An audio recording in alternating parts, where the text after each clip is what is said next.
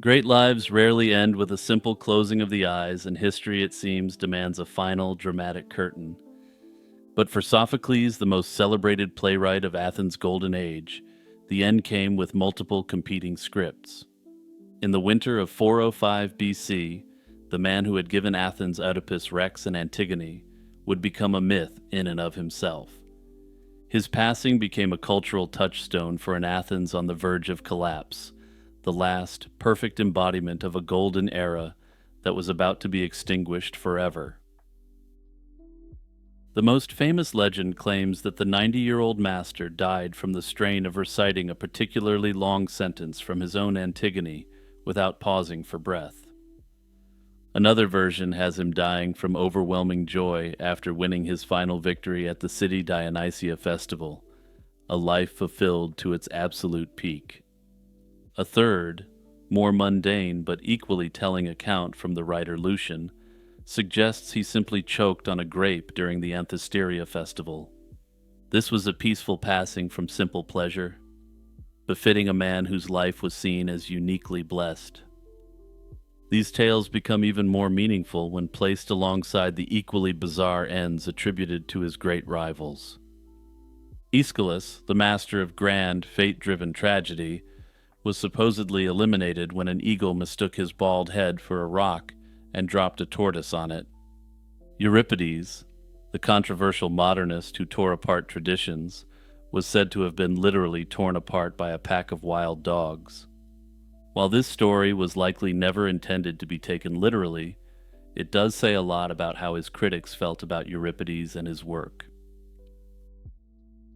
The myths around Sophocles were built on the foundation of a real life that was, by any measure, extraordinary. Born around 497 BC in the Athenian suburb of Colonus to a wealthy armor manufacturer, Sophocles was Athens' golden boy from the start. At 16, his beauty and talent earned him the honor of leading the choral chant, celebrating the pivotal Greek victory over the Persians at Salamis. His career as a playwright was one of unparalleled success, and he wrote over 120 plays and won as many as 24 festival competitions. But unlike many artists, his genius wasn't confined to the stage. He was a true citizen artist, serving Athens as an imperial treasurer and as a general alongside the great statesman Pericles. His piety was also legendary, and he served as a priest and famously housed an icon of the sacred serpent of the healing god Asclepius. Even in his final years, his brilliance was undimmed. A celebrated, though likely fictional story tells of his son Iophon taking him to court, claiming the old man was too senile to manage his affairs. As his defense, Sophocles simply recited a passage from the play he was then composing, which was absolutely beautiful and sounded just like the works he had produced in his younger days. According to the legend, the court was so moved that the case was dismissed on the spot. If this story is indeed true, this might be a historically accurate version of those "and then everyone stood up and clapped" memes.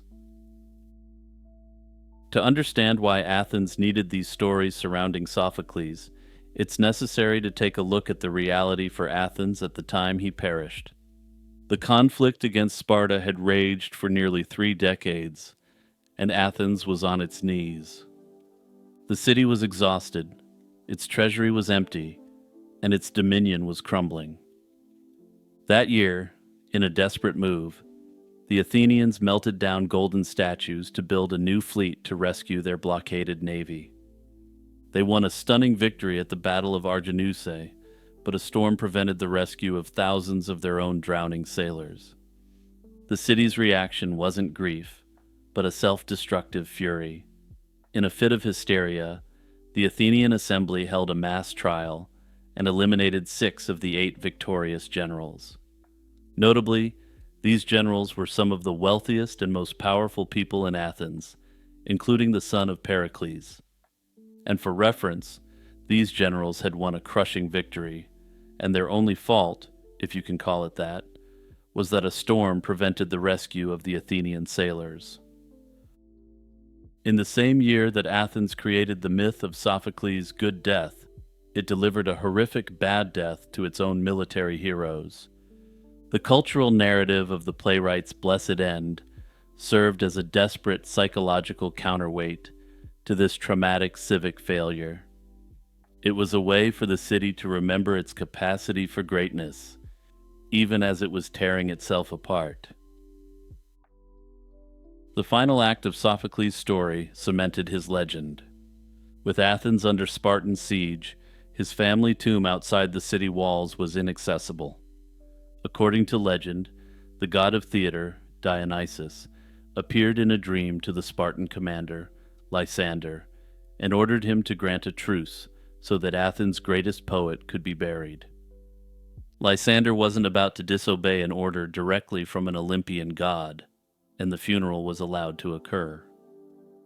The story elevates Sophocles beyond a mere citizen to a figure of divine importance, whose art could command peace from the city's mortal enemies. He was in essence so brilliant that even the gods would intervene to make sure his passing was as peaceful as possible. We will never truly know how Sophocles died, but the fact of it would be a biographical footnote. The myth and legend built up around the death of Sophocles is what's truly transformative. His death occurred at a moment of profound crisis, as Athens was losing, its democracy was devouring itself, and its cultural wellspring seemed to be running dry. In response, the city created a powerful counter-narrative. It took the man who embodied the triumphs of Athens' brightest century and ensured that his death would be remembered as a confirmation of a perfect life. The mythology was a final act of cultural myth-making, with Sophocles serving as the avatar for Athens' golden century. Imagine you're a medieval explorer standing on the edge of the known world. In the 15th century, for a Portuguese mariner sailing west from Lisbon, that edge was a terrifying, empty expanse of gray-blue Atlantic water. But out in that void, some 1,000 miles from the European coast, a miracle of geology had punched through the ocean's surface. A tiny cluster of 9 volcanic islands, the Azores, lay scattered across the seam, where 3 of Earth's tectonic plates grind together. The smallest, northernmost, and most remote of them all was Corvo, and this island would harbor a startling secret. Corvo isn't so much an island as it is the jagged crown of a single colossal submarine volcano named Monte Gordo, a lonely outpost on the North American plate. It's a place of profound isolation, a mere 7 square miles of rock and pasture that today is home to just over 400 souls. This is a place built by fire and water, seemingly untouched by human hands. And that is precisely why the first Portuguese explorers, upon making landfall here in the mid-15th century, were confronted with an impossibility. On this desolate, windswept island, which all logic dictated should be empty, they found something that defied every expectation. It was a sophisticated work of art, an equestrian statue, carved from stone, its silent rider gazing resolutely west, pointing toward the vast, terrifying unknown that lay beyond the horizon. This enigmatic entity would come to be known as the Horseman of Corvo. The story of the statue could have easily dissolved into the mists of maritime folklore, were it not for one man, Damião de Goss. Goss was no mere spinner of yarns. He was a respected humanist, a well-traveled diplomat, and crucially, the head archivist of the Portuguese Royal Archives. His word carried immense weight, and when he included the statue in his 1567 Chronicle of Prince John, he wasn't recording rumor, but what he believed to be fact. His account is striking for its journalistic specificity. He describes a statue carved from a single slab of stone, depicting a man on horseback. The rider wore a cloak. His left hand rested calmly on the horse's mane, while his right arm was extended, pointing westward. Notably, the clothing the man was wearing was described as North African in nature, which to the Portuguese of the time suggested a Carthaginian origin, or perhaps a later Moorish origin. Below the statue, etched into the stone base, were letters from an alphabet none of the sailors recognized. Goss even recorded a later attempt to decipher this script, adding further weight to this tale. In 1529, a sea captain named Pero da Fonseca was told by locals that men had attempted to press wax against the inscription and send it back to the mainland for scholarly analysis. However, this was unsuccessful, as the inscription was long faded from the elements. Goss placed the monument on the northwestern side of Corvo's mountain, in a location he explicitly states was dangerous and difficult to access. This level of detail is compelling, and it doesn't read like a myth, which tends to be fluid and vague. Rather, it reads like a report. The precision of the description, the clothing, the exact posture, and the specific gesture suggests Goss was working from a source he trusted. The very inclusion of such mundane details gives the extraordinary claim the potential ring of authenticity. The very mundanity of the details, especially the frustrating and failed attempts to understand the inscription, gives the extraordinary claim a powerful and unsettling ring of authenticity. The discovery of such an anomaly at the edge of the known world did not go unnoticed. The news reached the court of King Manuel I. Manuel was a man obsessed with legacy, and he was a great patron of the arts and architecture. He was also the sponsor of the great voyages of discovery, and the wealth of empire flowed into his coffers, making him one of the richest monarchs in Europe. For such a king, an ancient statue like this was something that could either challenge or amplify Portugal's own exploratory achievements. If it was placed there by Moorish sailors, it would make the Portuguese find much less impressive, as they were able to do it with similar technology. But if it was carved by the legendary sailors of Carthage, according to the logic of the time, this was more of a transfer of the mantle of exploratory supremacy than anything else. The Carthaginians were then, as they are known today, considered amongst the foremost mariners in world history, and it would have been no shame to be beaten anywhere by them. The king first dispatched a royal draftsman, Duarte de Armas, to create a detailed sketch of the monument. This was an act of documentation, a desire to understand the object before sending a full expedition to retrieve it. Tragically, that desire to possess would be the monument's undoing, if the sources are to be believed. After viewing the drawing, which has since been lost to history, King Manuel ordered the statue to be brought to Lisbon. An engineer from Porto, who had been trained in Italy and was considered the best at his trade, was sent with equipment to retrieve the artifact. Unfortunately, this Italian-trained engineer turned the mission into a complete catastrophe. The official report that returned to the king blamed a fierce winter storm for having shattered the statue. But Goss, ever the diligent historian, records a crucial and telling detail, which suggests that the engineer and his workers broke it through clumsiness. Only a few pathetic fragments, the heads of the man and the horse, a right arm, a piece of a leg, were salvaged and brought to Lisbon. They were reportedly kept in royal possession for a time before they vanished completely, leaving nothing behind but a story.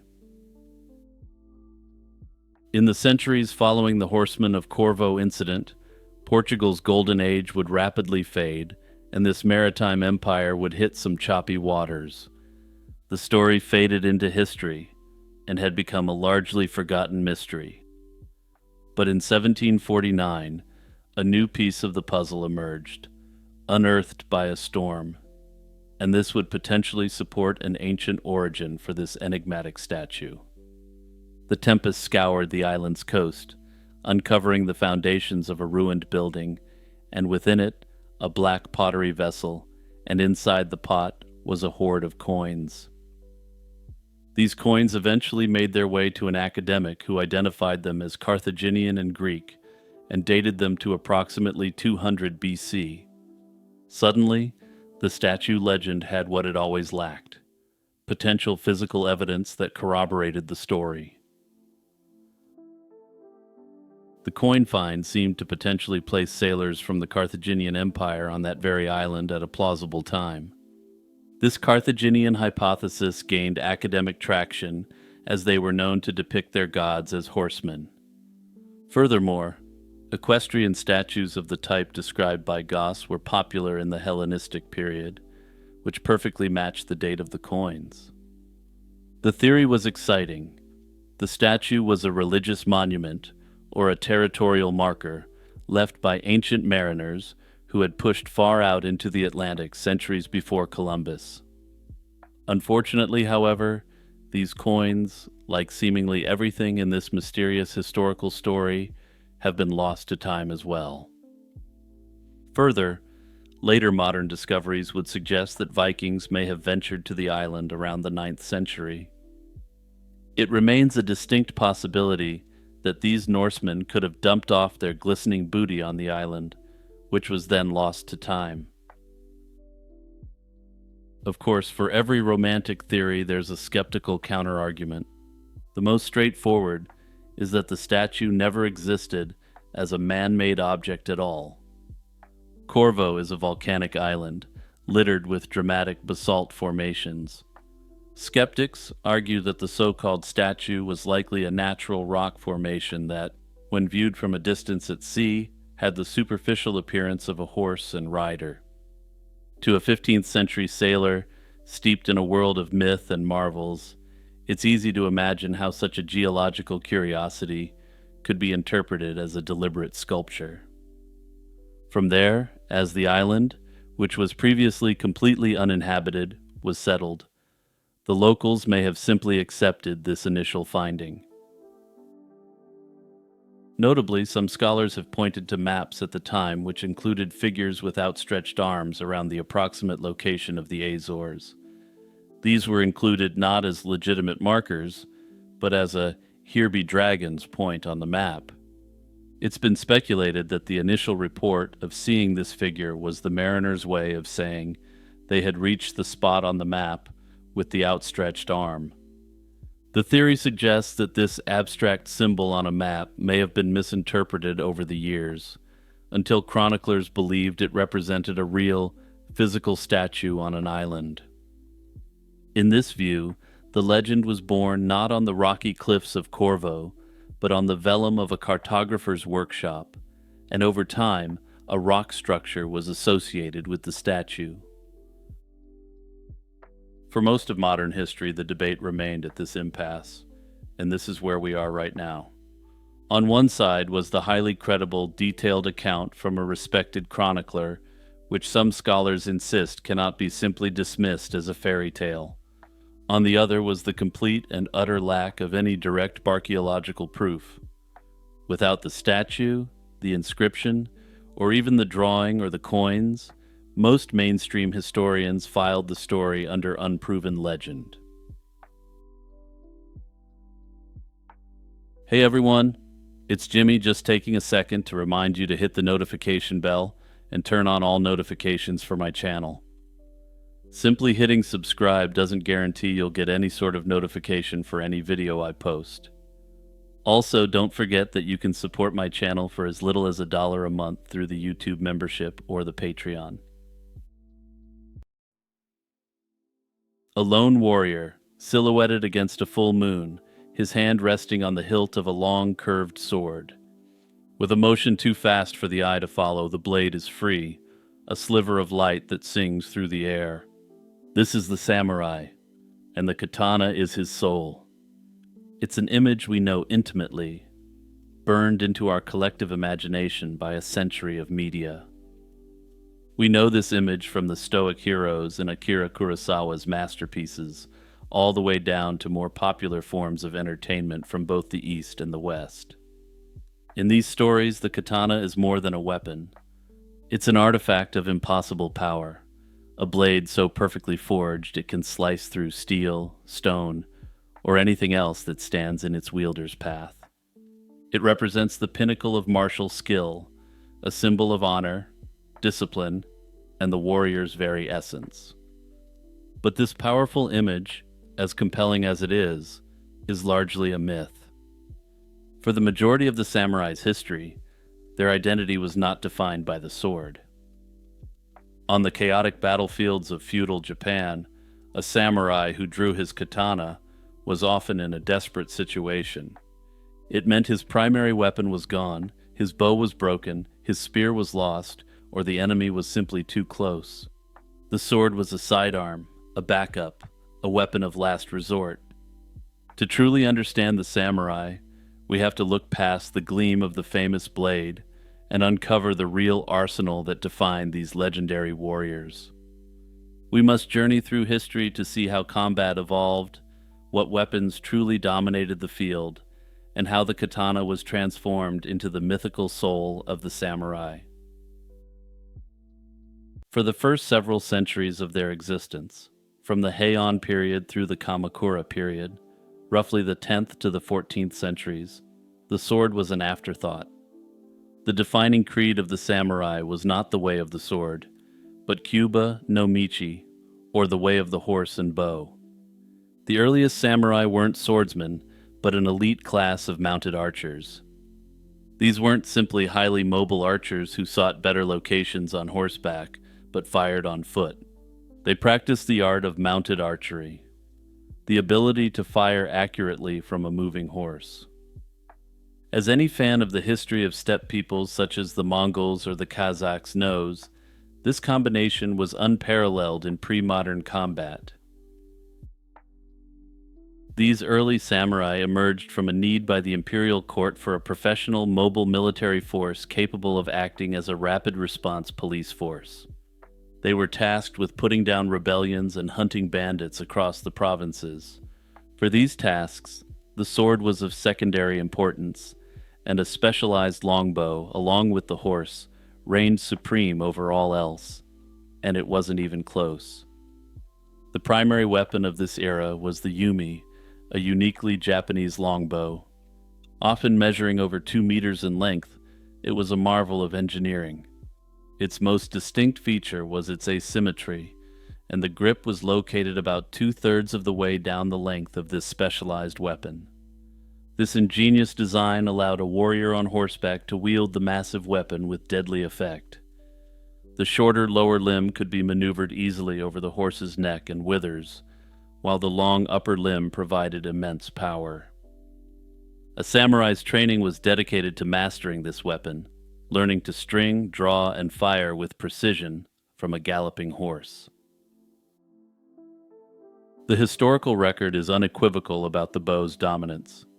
Academic analysis of battlefield reports and reward petitions from the period reveals that arrows were overwhelmingly the primary cause of casualties. A warrior's prowess was measured by his skill as an archer, and battles were often initiated by volleys of whistling arrows. From there, these early samurai postured for the best positions on their horses while using their limited arrow supply only when openings were available. Even the samurai's iconic armor from this period was purpose-built for mounted archery. The samurai's entire identity, his social function, his martial culture, and his physical equipment was built around his role as an elite mounted archer. The sword was present, of course, but it was a secondary tool for a specialist whose most important work was done from a distance. Perhaps the best modern comparison would be a bayonet, which, like the early katana, was designed to be used only as a last resort. The dominance of the mounted archer, however, was not to last. The nature of conflict in Japan underwent a dramatic transformation during the turbulent Sengoku period. This period spanned from the mid-15th to the early 17th century and is associated with names like Oda Nobunaga that are known even to those with little awareness of Japanese history. The relatively small-scale conflicts of the past gave way to massive campaigns involving tens of thousands of soldiers. In this new environment, The small corps of elite mounted archers became less effective, as there simply weren't enough mounted archers to make a difference. Unlike the steppe people like the Mongols, who were in essence born in the saddle, the samurai were a very small percentage of the fighting force on any battlefield. While the Mongols could field massive swarms of mounted archers raised up from even the lowest in their society, the Japanese could only raise this troop from the absolute upper echelon. During this period, the emphasis shifted to weapons that were better suited for disciplined formations and close-quarters infantry combat. The battlefield was now dominated by polearms. The primary weapon for both the samurai and the swelling ranks of common foot soldiers, or ashigaru, became the yari, the Japanese spear. Ranging from practical lengths for individual combat to enormous pikes over 15 feet long for formation fighting, the yari offered the crucial advantage of reach. A wall of spears could halt a cavalry charge, keep swordsmen at bay, and allow large, relatively disciplined units to dominate the field. Alongside the spear was the naginata, a long pole topped with a curved, sword-like blade. While it required more training to wield effectively, it was a devastating weapon capable of scything through enemy ranks, and was particularly favored by warrior monks. This evolution was accelerated by a technological revolution. In 1543, a Portuguese ship wrecked on the island of Tanegashima, introducing the matchlock musket to Japan. Japanese swordsmiths and metalworkers, renowned for their skill, quickly reverse-engineered the weapon. Within a few decades, Japan had become one of the world's foremost producers and users of muskets. Visionary warlords like Oda Nobunaga recognized the weapon's potential and transformed their armies. They developed tactics that utilized large formations of ashigaru musketmen firing in disciplined volleys, a strategy famously employed at the Battle of Nagashino in 1575. This hail of lead could shatter traditional samurai charges and render the individual skill of an elite warrior largely irrelevant. Following the unification of the country, the Tokugawa shogunate established a lasting peace that would endure for over 250 years, from 1603 to 1868. This era, known as the Edo period, was a time of profound social change. With no major conflicts to fight, the samurai class was forced to transition from active-duty warriors into a hereditary caste of civil administrators, bureaucrats, and courtiers. Their martial skills, once essential for survival and advancement, were now largely ceremonial. It was in this long peace that the katana began its ascent from a battlefield sidearm to the preeminent symbol of the samurai identity. As the practical application of combat faded, the practice of swordsmanship was transformed. It evolved from a purely martial art into a sophisticated discipline for moral, spiritual, and personal development. Great sword masters like Miyamoto Musashi authored influential treatises that explored the deep philosophical dimensions of their art. They connected it with the principles of Zen Buddhism and the pursuit of a clear mind. The sword became a tool not for taking a life, but for perfecting one's own, and swordsmanship was reframed as a path to enlightenment. While the great weapons of the battlefield, the bow, the spear, and the matchlock, were stored away in armories, the sword remained a constant presence in the samurai's daily life. By law, only samurai were permitted to wear the daisho, the iconic pairing of the long katana and the shorter wakizashi. This set of swords became the ultimate status symbol, an immediate and visible marker of one's privileged position at the top of the social hierarchy. To draw one's sword in public was a grave offense, a far cry from the constant combat of the Sengoku period.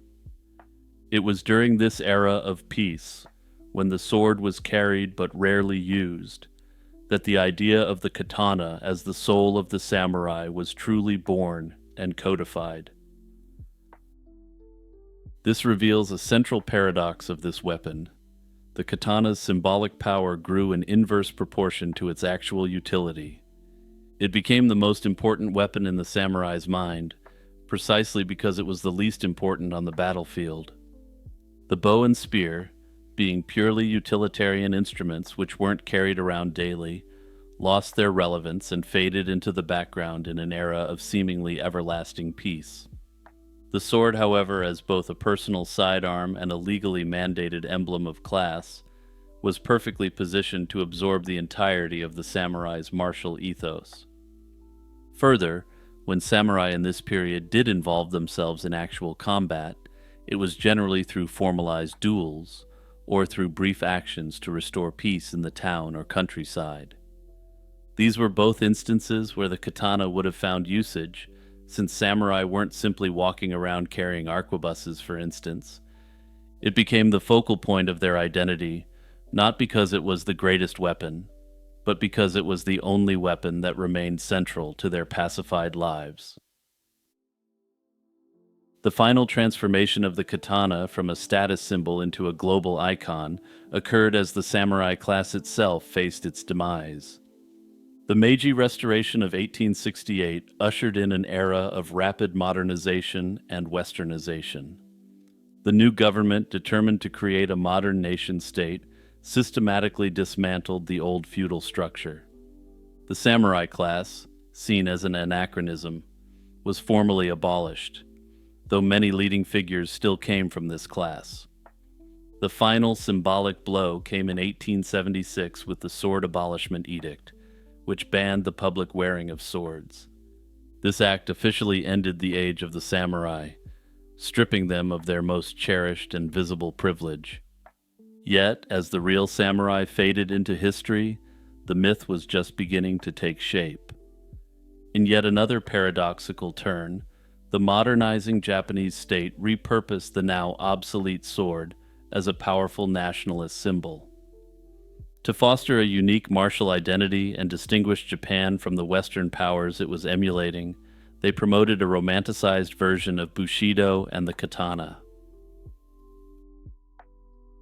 During the rise of Japanese imperialism in the 1930s, officers in the Imperial Japanese Army were issued swords designed to look like traditional katana. These weapons were mass-produced in factories and necessarily didn't carry the workmanship associated with the traditional katana. Those who were from samurai families were encouraged to raid their family treasury and wear these swords, many of which were hundreds of years old. These acts were a deliberate act of propaganda, an attempt to connect the modern soldier to the spirit of the idealized samurai warrior of the past. These mass-produced katana, for their part, became a common trophy taken by American soldiers, and I'm sure some of you watching this have one in your house right now. During the Allied occupation, all forms of media romanticizing feudal values were banned, and katanas were seen as an item which promoted nationalism. However, in response to the rising red tide in Japan, the Allied occupation lifted the restriction on this ban, hoping to utilize the power of nationalism against the Soviets. From here, Akira Kurosawa would go on to create cinematic masterpieces such as The Seven Samurai and Yojimbo. These films would combine with the spiritual current espoused by Musashi, and from this something new would emerge. It was the powerful image of the samurai as sword-wielding philosophers, with superhuman abilities with the blade. This is an imagined reality, further compounded by a romanticized code of Bushido that would inspire such staples such as the Jedi. From this point, the legend of the samurai and the focus on the katana as their primary armament would grow exponentially, and the rest, as they say, is history. In the late 9th century, Rome was a city in turmoil. The era was marked by relentless political instability and a rapid turnover of popes of dubious moral character. In fact, between 896 and 904, the papacy changed hands almost yearly. Competing factions of nobles and clergymen vied for influence, often installing and deposing popes to serve their own interests. The papacy had become a pawn in a larger power struggle involving local Roman aristocrats and regional dynasties in Italy. These feuds coincided with the fragmenting of Charlemagne's empire, leaving Italy without a strong central authority, and Rome caught between the ambitions of rival noble houses. This was the backdrop for one of the most bizarre episodes in history, an event that has become known as the Cadaver Synod. In January 897, an ecclesiastical court convened in Rome. What made this synod extraordinary was its defendant, a pope who was already dead. The corpse of Pope Formosus, who had died several months prior, was exhumed and put on trial by his successor, Pope Stephen VI. This grotesque spectacle, set against the violence and chaos of the times, would come to symbolize the low point of medieval papal politics. Before delving into the grisly details of the trial, it's important to understand the key figures involved and the events that led to this macabre moment. Pope Formosus and Pope Stephen stood on opposite sides of a bitter divide in the church. Formosus was an experienced churchman long before becoming pope. He had been appointed Bishop of Porta Santa Rufina in Italy in 864 and later served as a papal legate to the Empire of Bulgaria for a period. However, he fell out of favor with Pope John VIII and was excommunicated in 876 amid accusations that he aspired to the papacy. Formosus fled Rome, but after a change of popes he was absolved and restored to his bishopric in 883. By October 891, Formosus's reputation had recovered enough that he was elected pope, succeeding Stephen V. As pope from 891 to 896, Formosus faced a dangerous political landscape. He initially cooperated with the powerful Giudecci dynasty in Italy, even crowning Guy of Spoleto as Holy Roman Emperor, but soon grew wary of the family's ambition. In a daring move, Formosus invited the East Frankish king Arnulf of Carinthia to invade Italy and liberate Rome from Guy of Spoleto. By 896, Arnulf arrived and Formosus crowned him emperor in Rome. The triumph was short-lived. Arnulf fell ill and retreated, and Pope Formosus died on April 4th, 896, leaving Rome in a state of unresolved conflict. Formosus's death set the stage for Stephen VI. After a brief reign of only 15 days by Pope Boniface, Formosus's immediate successor, Stephen became pope in May 896. Stephen was a Roman aristocrat and notably had been appointed Bishop of Anagni by Pope Formosus himself. Stephen's ascent to the papacy was backed by those loyal to the Dukes of Spoleto faction. In fact, Stephen's family had long supported the House of Giudecci, and he himself was a close personal supporter of Lambert of Spoleto. Lambert was the son of the former Emperor Guy of Spoleto, who Arnulf had deposed after being invited to do so by Pope Formosus. Lambert and his mother, Empress Agiltrude, had a score to settle, and they viewed Formosus as a traitor for crowning their rival Arnulf as Holy Roman Emperor. Thus, when Stephen VI took the throne, this faction finally gained the upper hand in Rome. The timeline of events between Formosus's papacy and the Cadaver Synod is a tale of rapid reversals. As mentioned, in early 896, Arnulf entered Rome, and Formosus crowned him Holy Roman Emperor in St. Peter's Basilica, but Arnulf soon fell ill and returned across the Alps. Formosus passed away soon after, and the papal throne passed to Boniface VI, who succumbed to gout after only 2 weeks in office.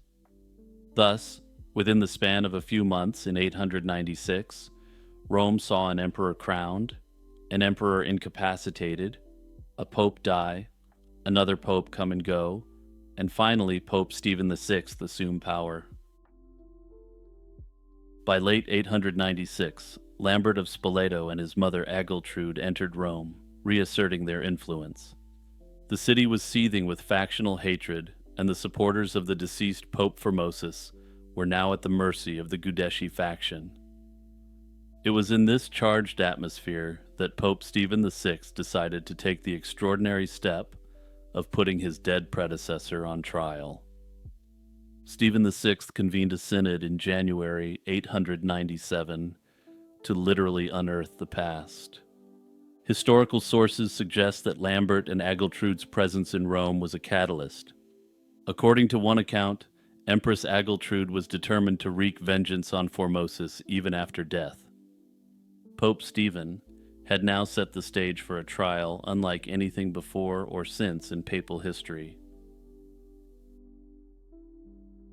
For the last millennia, numerous people have asked the somewhat bizarre question: why would anyone put a dead pope on trial?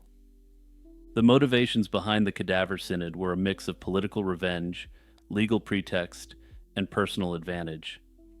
Officially, Pope Stephen VI charged Formosus with multiple crimes: perjury, violating canon law by transferring bishoprics, and, quote, acceding to the papacy illegally. Church law at the time forbade a bishop from moving from one diocese to another, a practice which is now common and accepted. Controversially, Formosus, as Bishop of Porto Santa Rufina, had become Bishop of Rome, that is to say, the Pope, without first resigning his bishopric. This was a technical violation that provided a convenient legal excuse for the trial. Notably, there was little in the way of support in church law for putting a corpse on trial, though this seemed to be of little concern to the Pope. One must question if contemporaries questioned whether Pope Stephen was committing a sacrilegious act by attempting to pass judgment on someone who is already departed. Unfortunately, the records are silent on this, partly because, as you will see, the Church itself tried to destroy all the records related to this farce in later years.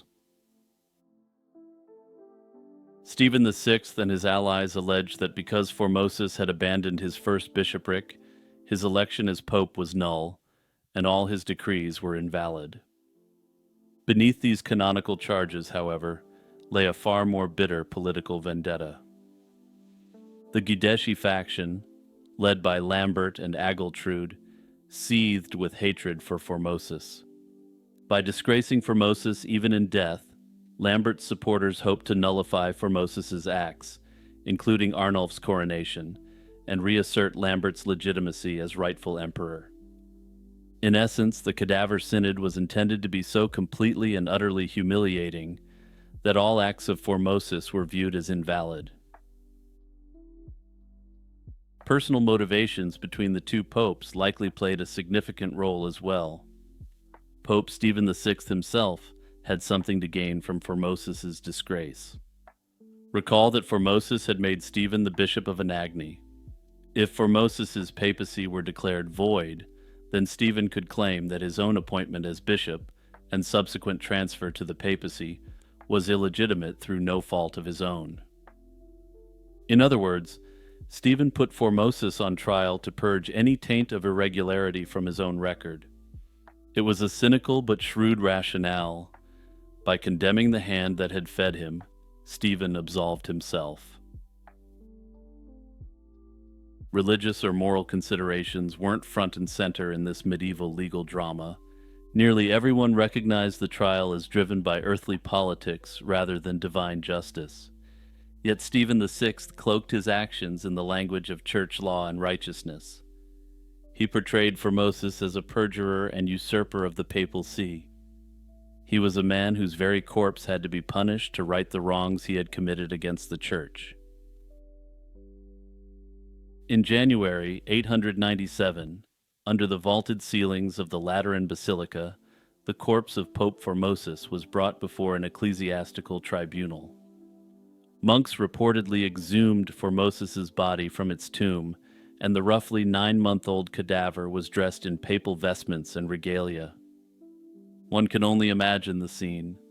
The deceased pope's rotting remains seated upright on a throne, clad in rich robes, with a mitre upon his skull.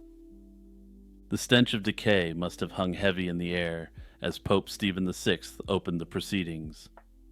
To give the corpse a semblance of participation, a deacon was appointed to speak on Formosus's behalf. This deacon stood by the cadaver, answering the charges on behalf of the lifeless pope, who of course could not speak for himself. In essence, he was role-playing a straw man of a version of Formosus, who readily admitted how evil and corrupt his actions were, and how he should be severely punished. According to contemporaries, Stephen raged at the corpse with startling ferocity. The 10th century chronicler Liutprand of Cremona described Stephen shouting accusations directly at Pope Formosus's remains. All of Formosus's old alleged crimes were laid out once more, and the very accusations Pope John VIII had leveled against him years before were revived in full. The charge that most concerned the synod was that Formosus, as Bishop of Porto, had violated canon law by assuming the papacy.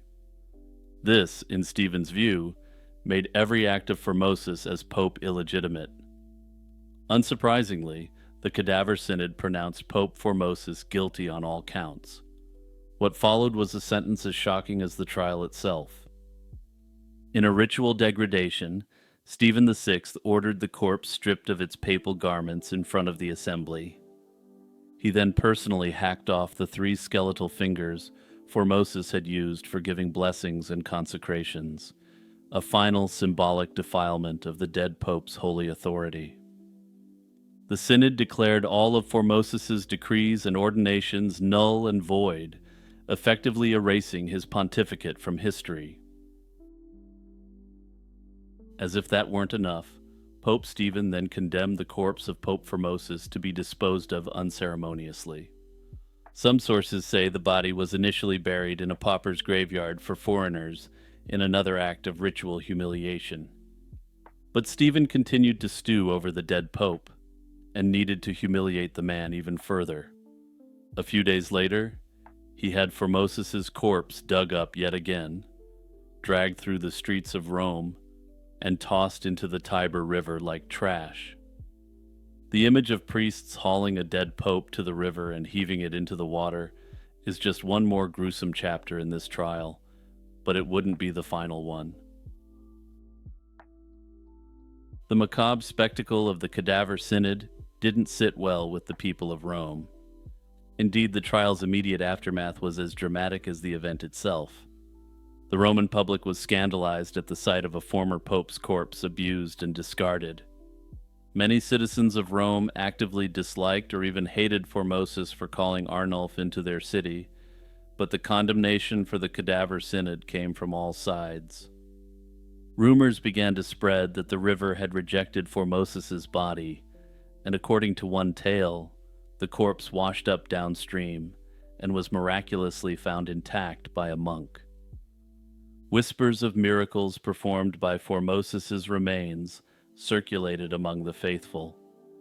The people of Rome turned against Pope Stephen, disgusted by his desecration of a predecessor and fearful of divine punishment for such blasphemy.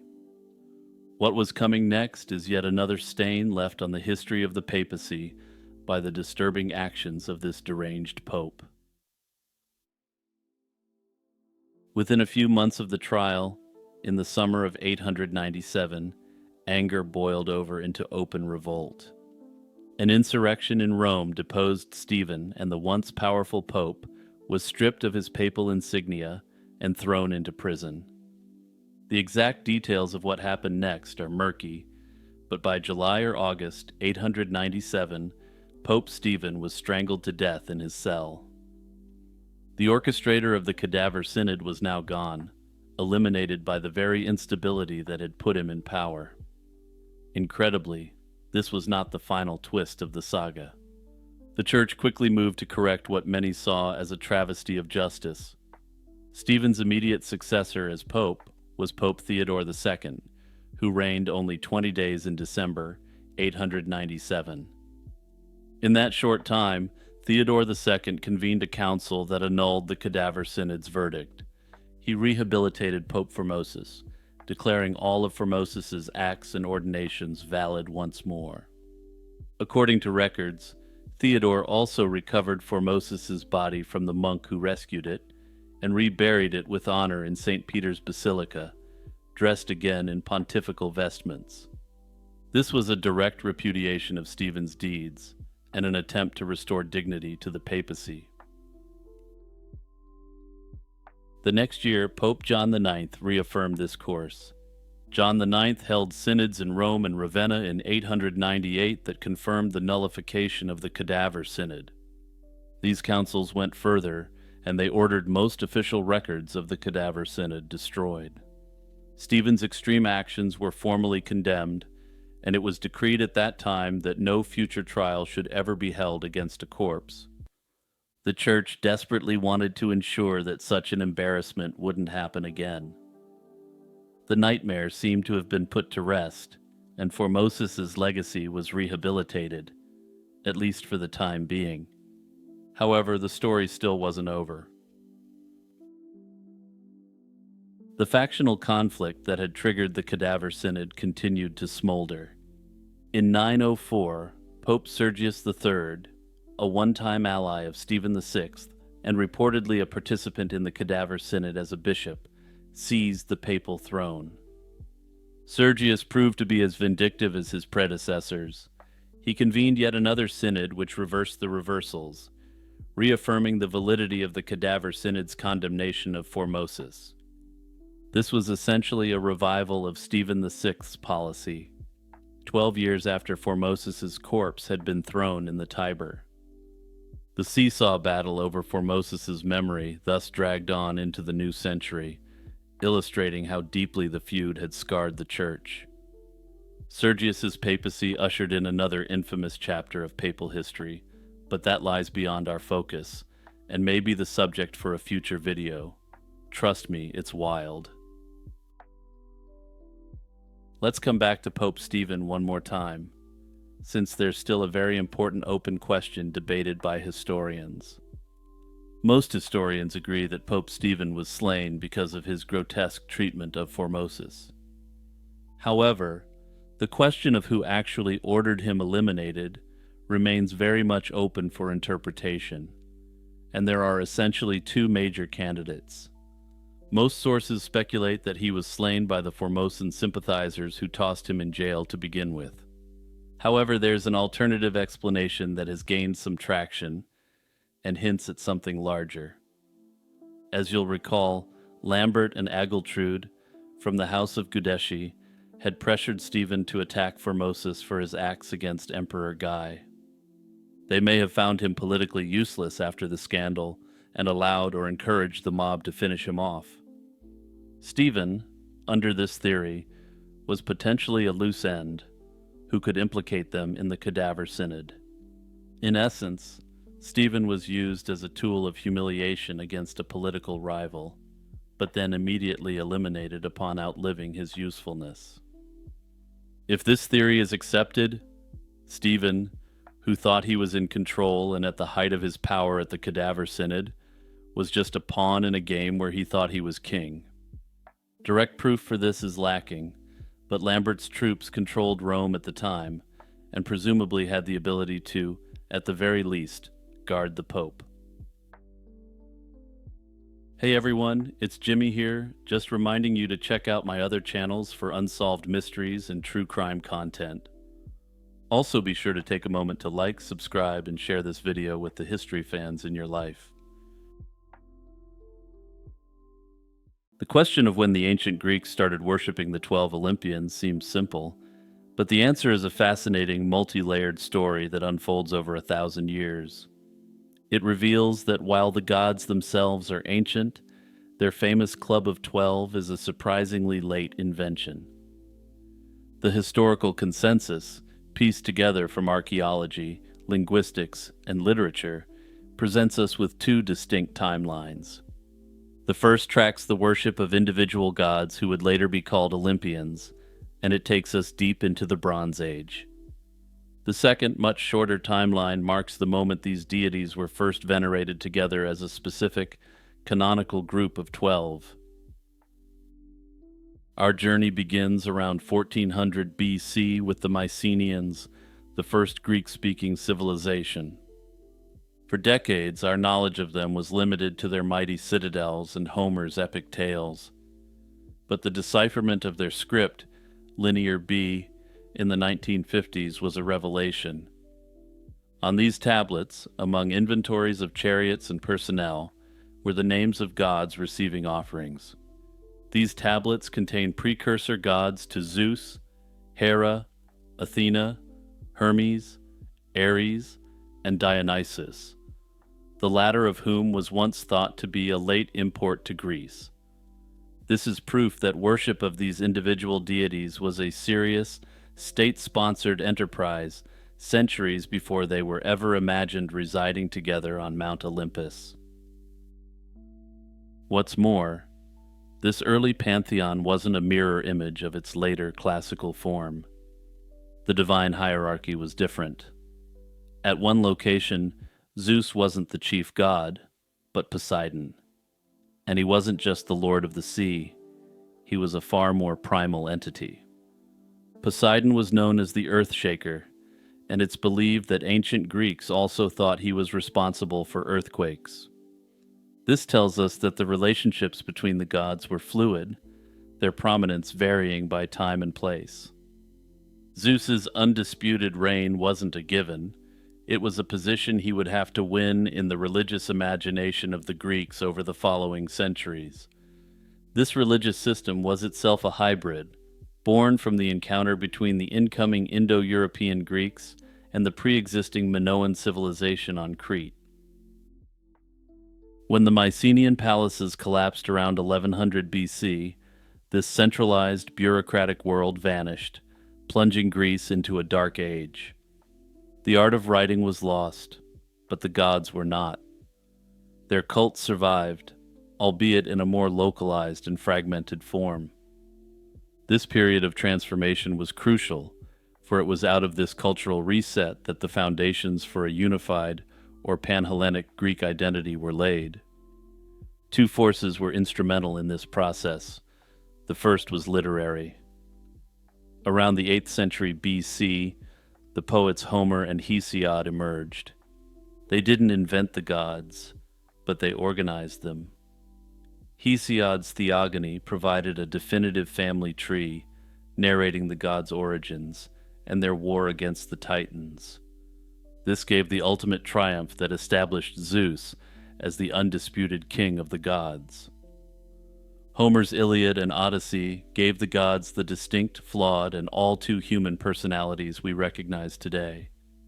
These epics, recited at festivals across the Greek-speaking world, created a shared mythology, a common religious language that transcended local differences.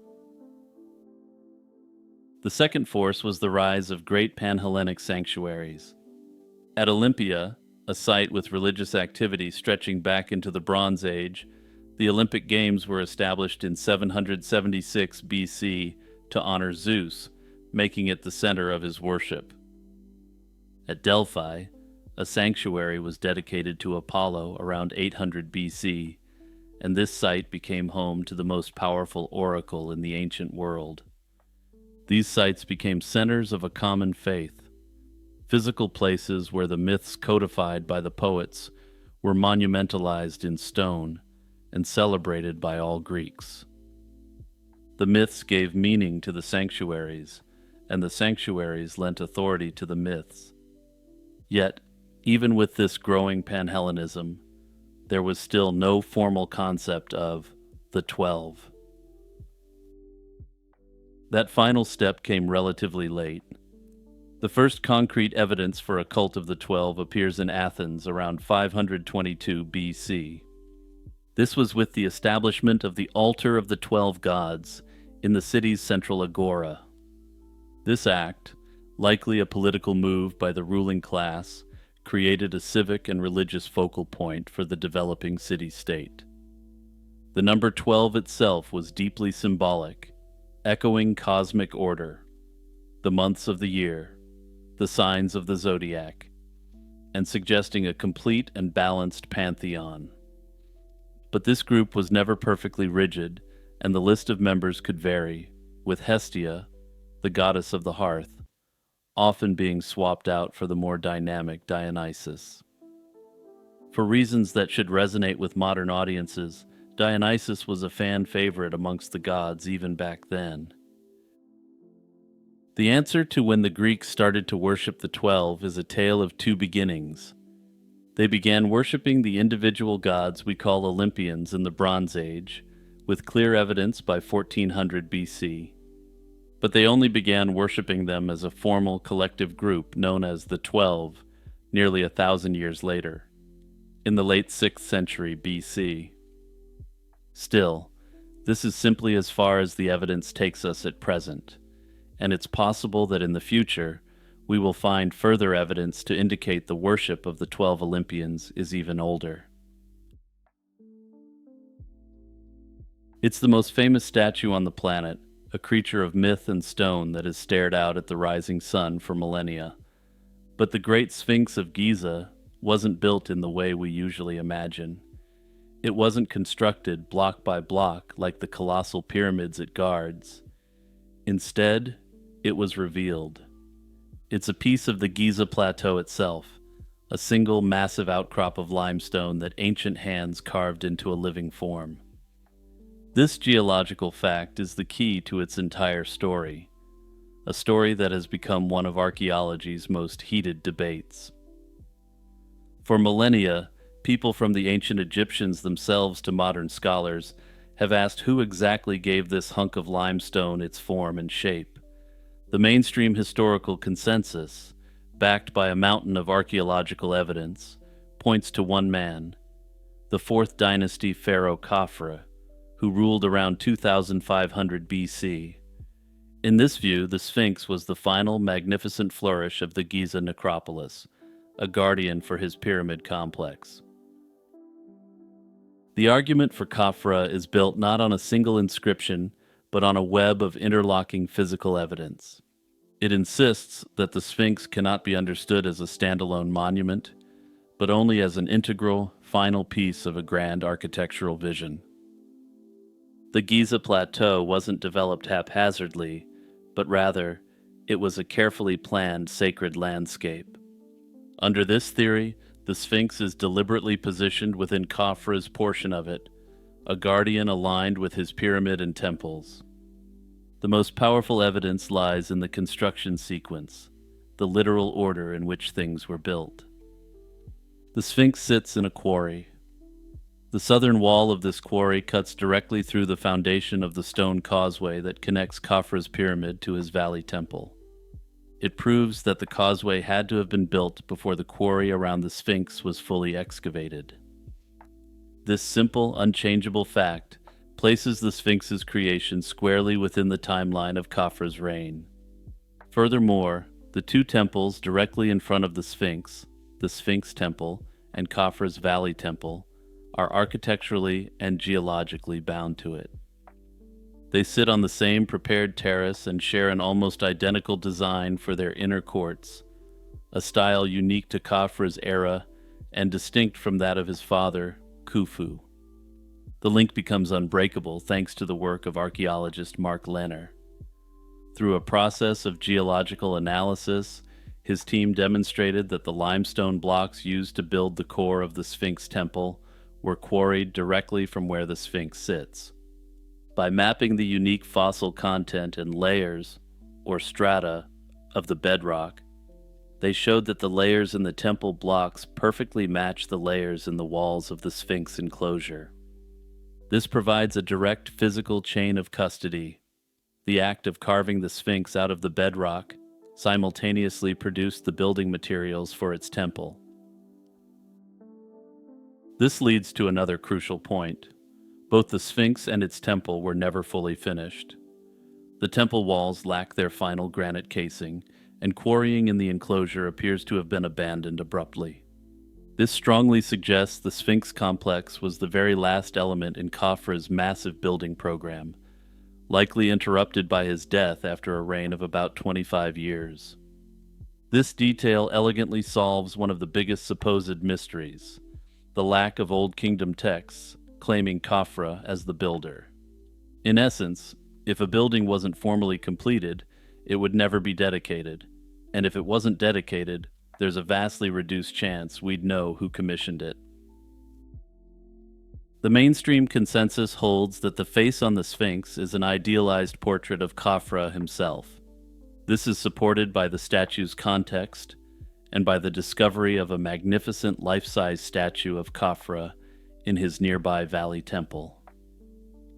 The Sphinx wears the royal headdress, a symbol exclusive to the pharaoh, cementing its role as a representation of divine kingship. The fusion of a lion's body, symbolizing raw power, with a king's head, symbolizing intellect and control, was a potent expression of the pharaoh's divine nature. However, some scholars suggest that the face bears a stronger resemblance to Khufu, his father, and may have been built in his honor. That said, ancient Egyptian royal depictions weren't about photorealistic accuracy. They were about projecting an idealized, divine image of the king. Despite the weight of archaeological evidence, alternative theories about the Sphinx's origin remain popular. The most prominent is the water erosion hypothesis, championed by American geologist Robert Schoch. He argues that the deep, vertical weathering on the Sphinx's body and its enclosure walls could only have been caused by thousands of years of heavy rainfall. If he is correct in his hypothesis, this would push its construction back to a much wetter period around 5000 BC. However, mainstream geologists offer a more direct explanation: salt weathering. For the overwhelming majority of its history, the Sphinx's body was buried in sand.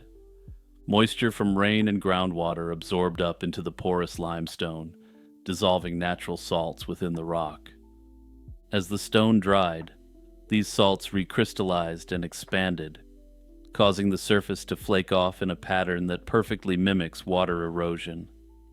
In general, this theory and others have not received any mainstream historical acceptance. Other theories suggest that the Sphinx is even older, though these theories are taken much less seriously than the water erosion hypothesis. After the fall of the Old Kingdom, it was largely abandoned and slowly consumed by the desert. By 1400 BC, more than 1,000 years after its creation, it was buried up to its neck in sand, a forgotten relic of a bygone age. Its history was dramatically rebooted by a young prince who would become Pharaoh Thutmose IV. As recorded on the granite dream stele he later erected between its paws, the prince fell asleep in the Sphinx's shadow and had a powerful dream. The statue spoke to him, promising him the throne of Egypt if he would clear away the sand that was choking it.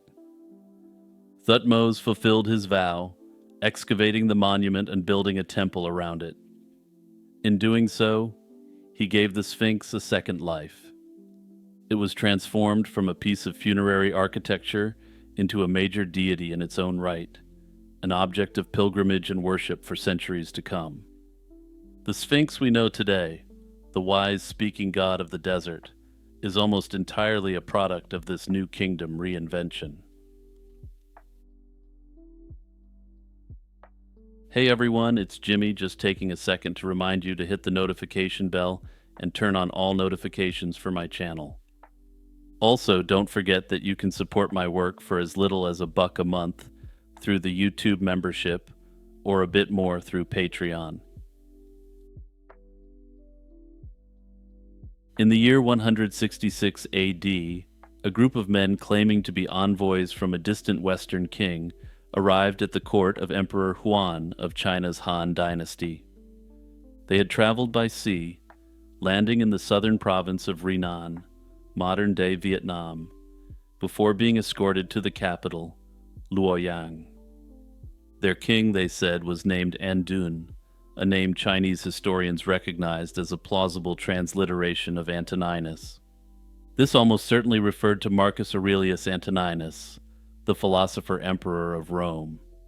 This single strange encounter, documented only in Chinese records and debated by historians ever since, is the perfect entry point into one of history's most fascinating non-relationships. It encapsulates the entire story of Han China and Imperial Rome, two colossal empires. They were the twin anchors of ancient Eurasia, aware of each other's existence but separated by such vast gulfs of distance, culture, and competing powers. At their height in the 2nd century AD, the Roman Empire and the Han Dynasty were remarkably similar in scale and structure. Both were vast, multi-ethnic states controlling immense territories and populations, building extensive road networks, and fielding powerful armies to deal with frontier barbarians. They were the two poles of the civilized world as they knew it, the endpoints of a sprawling network of exchange that snaked across the continent. Yet for all their parallel might, the modern historical consensus is clear. Their relationship was almost exclusively indirect. There were no treaties, no conflicts, and no sustained diplomatic contact. Instead, their story is one of mediated exchange, where goods, ideas, and perceptions were filtered through a long chain of intermediary cultures. In the absence of firm knowledge, each empire constructed a version of the other that served its own cultural and political narratives. Through this, they created a relationship built less on reality and more on mutual myth-making. The popular image of a single Silk Road is a convenient fiction. In reality, the connection was a complex and branching network of caravan trails and maritime routes. The overland journey wasn't a single trip, but a relay trade, where goods changed hands many times in the bustling oasis cities of Central Asia, like Samarkand and Bukhara. A merchant leaving the Han capital of Chang'an would likely travel only as far as the Tarim Basin, selling his goods to a Sogdian trader. That trader might carry them to the Kushan Empire in modern Afghanistan and Central Asia, who in turn would trade with the Parthians in Persia. This system ensured that goods arrived at their final destination stripped of their original context, and information arrived as fragmented accounts. The 5,000 miles separating the capitals were a landscape of extreme peril, from the treacherous mountain passes of the Pamirs to the vast, unforgiving Taklamakan Desert. While the overland routes are more famous, a crucial maritime alternative existed. Roman sailors, having learned to harness the monsoon winds, established a lively sea trade connecting Roman Egypt with the ports as far away as Sri Lanka. From there, goods could continue on to Southeast Asia and the southern Chinese port of Guangzhou. The discovery of a Roman glass bowl in a Guangzhou tomb dating to the early 1st century BC provides concrete proof of this sea route's ancient importance. The lack of direct contact wasn't just a result of distance, but an active outcome of geopolitical strategy, primarily orchestrated by the Parthian Empire. Geographically positioned between the two superpowers, the Parthians, along with the Kushans, controlled the most critical junctures of the Silk Road. They fully understood that their immense wealth depended on their monopoly as intermediaries. They were gatekeepers who actively worked to prevent direct contact between their two biggest customers. Chinese sources are explicit on this point, noting that Parthia was often a difficulty, but that they couldn't do much about it. The most potent example of this strategy is the story of the Chinese envoy Gan Ying in 97 AD. Sent by the great Han general Ban Chao on a mission to finally establish contact with Rome, Gan Ying made it as far as Mesopotamia, on the shores of the Persian Gulf. He was on the cusp of entering Roman territory, but there, Parthian sailors, eager to protect their lucrative position, deliberately misled him. They spun tales of a perilous sea voyage that could take up to 2 years with unfavorable winds, a journey so long and disheartening that many men died of homesickness. Discouraged, Ganying turned back, unaware that he was likely just a few weeks' overland journey from the Roman frontier in Syria. This single masterful act of disinformation successfully thwarted China's most serious attempt to reach Rome. The trade that flowed across this fragmented network wasn't in necessities, but in highly specialized luxury goods that one empire excelled at producing. For Rome, the ultimate prize was silk. The translucent, shimmering fabric became a sensation, a symbol of wealth and status so potent that it sparked a moral panic. Conservative writers like Seneca the Younger railed against silk garments, which were often rewoven to be sheer, as symbols of decadence and effeminacy. To these writers, the silk fabrics would have disgusted the rugged men of the Republican era, like Cincinnatus or Scipio Africanus. Officials, on the other hand, worried about the massive outflow of Roman wealth to pay for it, creating a severe trade deficit. For the Han elite, the most coveted Roman products were high-quality glassware from the workshops of Alexandria and Syria. Far superior to anything produced locally, these items became powerful status symbols. Archaeologists have unearthed Roman glass bowls, beads, and gilded silver plates in the tombs of Han princes and nobles, providing the physical footprints of this long-distance exchange. This trade reveals a fascinating truth. The two empires were technological equals in different domains. In the absence of direct contact, each empire constructed a fantastical image of the other, revealing more about themselves than their distant counterparts. Roman knowledge was hazy at best. Authors like Pliny the Elder described what he called the Silk People in vague, often mythical terms. They were portrayed as a peaceful, just, and civilized people who lived to a great age and shunned direct contact with outsiders. In his telling, these silk people were willing to leave their goods for trade in a desert spot, which clearly speaks to the reality of the handover on the Chinese frontier. Pliny's famous misconception that silk was a fleecy product combed from the leaves of trees perfectly illustrates the profound lack of first-hand knowledge. The fact that silk was produced from worms at all may have shocked the Romans. Chinese accounts primarily are more detailed but equally idealized. They called the Roman Empire Dakin, suggesting they saw Rome as a civilized counterpart to their own empire. In the mind of the Chinese elite, it was a kind of mirror image China at the other end of the world. They claimed that the people from this land were tall and honest, and also looked exactly like Chinese people. Some believe that it may have been implicit to the ancient Chinese that the Romans were some sort of ancient Chinese lost colony. However, there's no proof of this. Most strikingly, Rome was described as having a utopian political system where rulers were not hereditary, but chosen for their merit. If the kingdom suffered from calamities, the king was unceremoniously deposed and would accept his demotion without anger. Notably, while some have viewed this as a description of the system of consuls, most historians don't believe this to be the case. Instead, it's thought that this was a perfect projection of idealized Confucian values onto a distant, unknown land. In a Confucian system, if a ruler loses the mandate of heaven, the worst thing he can do is fight against it. It's like swimming against a riptide. The Romans, being distant and powerful, could serve as a model for how the Chinese believed they themselves should ideally behave. The stable political conditions that sustained even this indirect connection began to unravel in the 3rd century AD. The Han dynasty collapsed into a long period of conflict very famously known as the Three Kingdoms period. The Roman Empire entered its own protracted crisis, eventually leading to its fragmentation.